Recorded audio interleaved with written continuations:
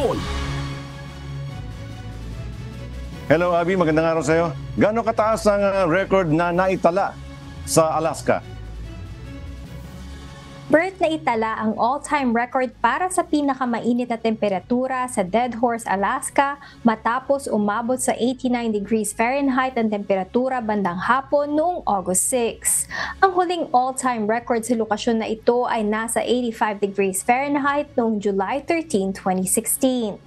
Samantala, ang all-time record sa estado ng Alaska ay 100 degrees Fahrenheit sa city of Fort Yukon noong June 27, 1915. Ang panibagong all-time record high ay mahigit sa 35 degrees above average para sa Dead Horse na ang maximum tuwing July ay 55 degrees at tuwing Agosto naman ay nasa 50 degrees lamang ayon sa Alaska Climate Research Center. Tinuturo naman ang Chinook winds bilang sanhi na mataas sa temperatura dahil ang mga hangin mula sa southwest ay bumaba sa mga bundok na matatagpuan sa south ng Dead Horse na nagdulot ng pag-compress at pag-init ng hangin. Ang pinakamabilis umiinit sa Alaska kumpara sa ibang mga estado dahil sa lokasyon nito ayon sa pagsusuri na inilabas ng Climate Central noong unang bahagi ng taon. Balik sa iyo, Bert. Yes, Abby, kasi sa Dubai, mahigit 10 dekada na ako dyan.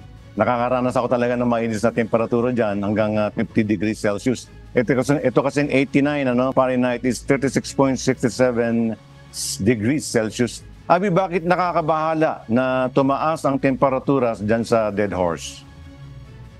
Bert, nakakabahala ito hindi lamang sa Dead Horse maging sa buong Alaska dahil sa ilalim ng 80% ng land surface ng Alaska ay permafrost kung saan ito ay maaaring matunaw sa pagtaas ng temperatura at sa pagtunaw nito, maaaring mag-shift o mag-sink ang mga land nito at maaaring makaapekto sa mga pipelines, buildings, daanan at iba pang mga transportation infrastructure, water supplies at sewer system. Bert? Alright, salamat Abby Valdez mula sa Texas, USA. Na ang all-time heat record ay 120 degrees sa Monahans noong June 30, 1994.